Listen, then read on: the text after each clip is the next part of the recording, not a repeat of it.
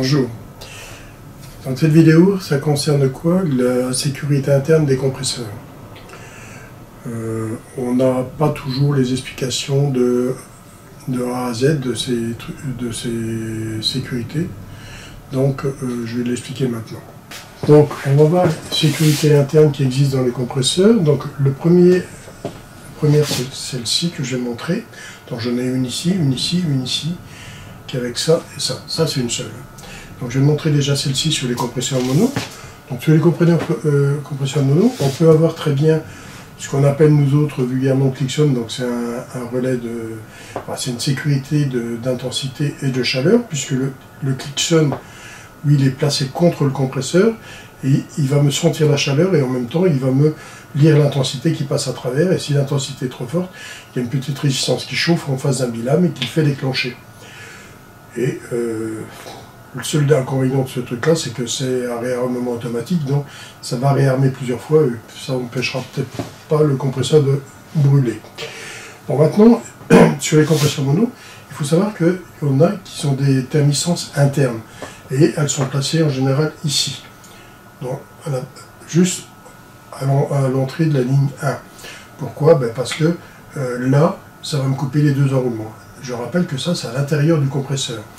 Donc, ça va me lire la chaleur à l'intérieur du compresseur, et ça va me couper les circuits.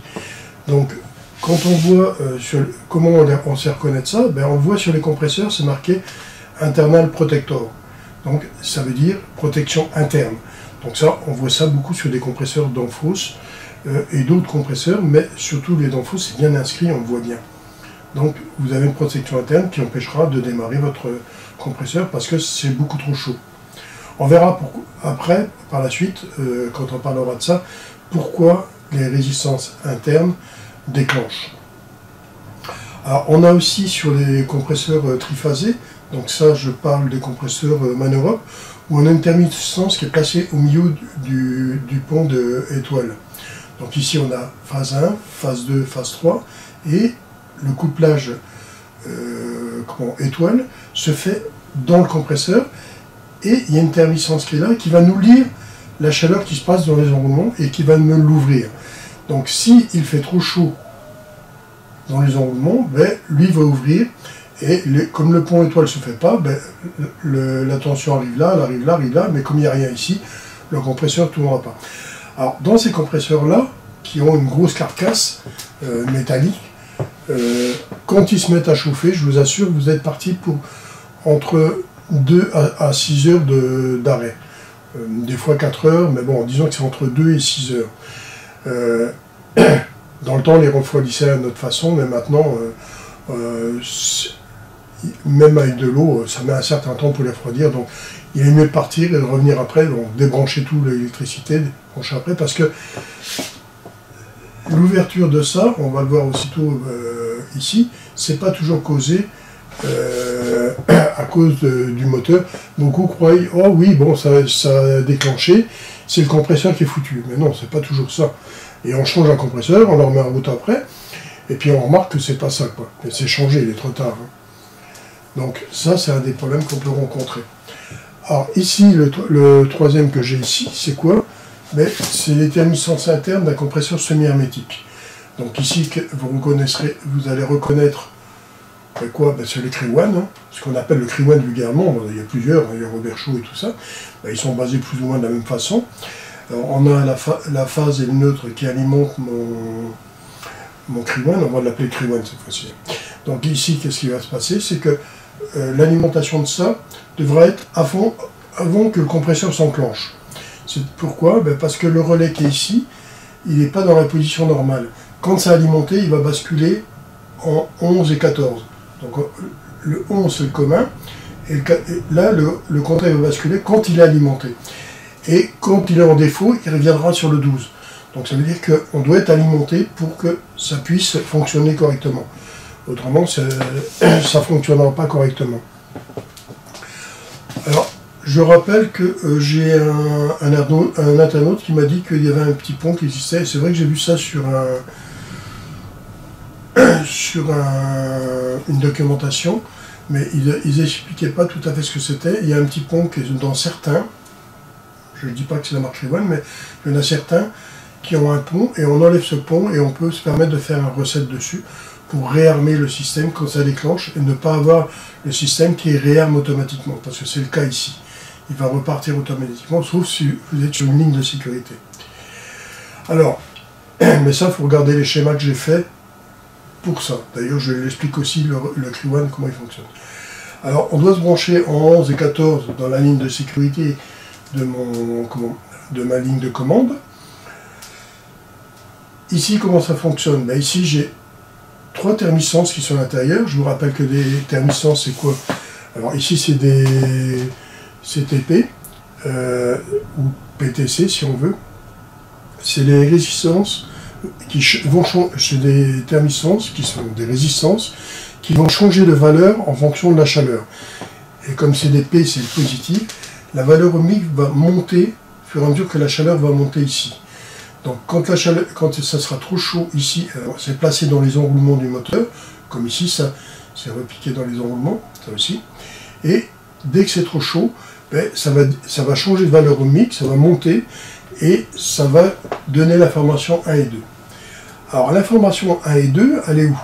Ben, elle est ici, dans ce pont de Whiston. Ça s'appelle un pont de Whiston, ça.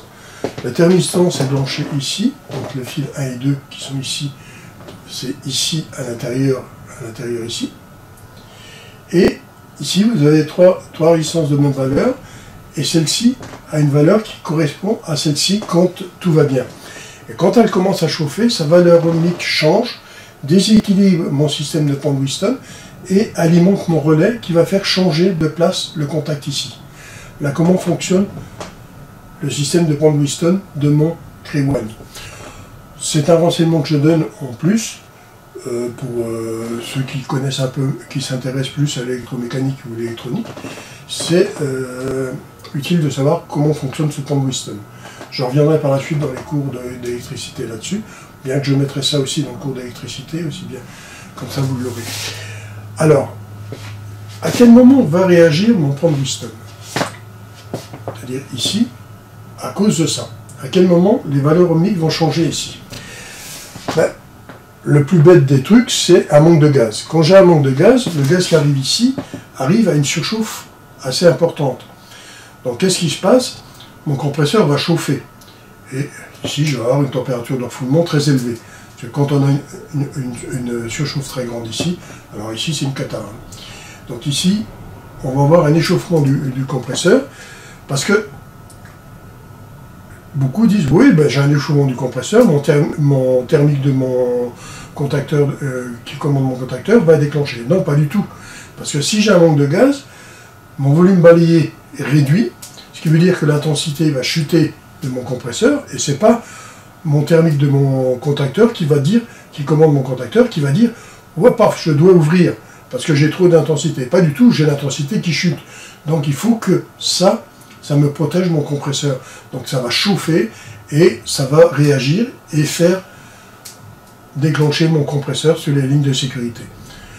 Voilà une des premières causes. Un détendeur qui est mal réglé ou un détendeur qui est défectueux, qui montrait une grande surchauffe.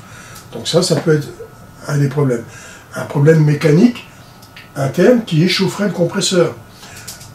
Ça aussi, ça peut faire déclencher mon Kriwan.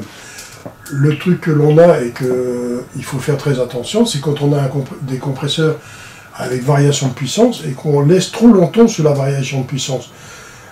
La variation de puissance, je parle de variation de puissance, de suppression des pistons et tout ça. Mais quand on supprime les pistons et tout, on a un échauffement qui se fait, et qu'est-ce qui se passe? On va avoir un déclenchement ici. Donc, la variation de puissance, quand elle est mal faite, c'est-à-dire quand le compresseur a été mal calculé et qu'on reste en variation de puissance pendant longtemps, eh ben, on va avoir un problème de déclenchement du Kriwan. Ça, c'est un truc qui est fatal. Donc voici un peu le résumé des protections internes de mes compresseurs. Donc ça, c'est un hermétique. Donc on sait que les hermétiques, eux, triphasés ou monophasés, sont unitension. Donc le couplage est interne, ici. Donc je n'ai pas besoin de le changer, parce que c'est interne. Ici, on ne sait pas changer son couplage non plus. C'est des compresseurs qui sont en 220 ou en 380, ou voire dans les pays anglo-saxons 110. Ici, ça sera tri 220 ou tri 380, ou tri 660, ça dépend de la puissance de mon compresseur. Alors, ici c'est pareil, ça c'est similaire à ça, sauf que là, ici, dans le semi-hermétique, nous, les couplages sont possibles. Ici, ils ne sont pas possibles. C'est pour ça que les prix sont différents de ça. Ça, c'est plus cher que ça et ça. Voilà. Donc ici, c'est l'explication de sécurité interne des compresseurs. Donc voilà les sécurités internes des compresseurs. L'explication que j'ai fait ici, c'est parce qu'on a déjà ouvert des compresseurs, surtout les compresseurs manœuvreux. Les ouvrir, pourquoi? Pour regarder pourquoi on avait un problème et savoir de quoi ça venait. On a constaté que le couplage se faisait à l'intérieur. C'est un ami qui l'avait fait et qui me l'a montré l'intérieur, et j'ai vu qu'il y avait une thermistance qui était juste reliée au pont étoile. Voilà. Donc j'espère que vous avez compris. Allez, à bientôt!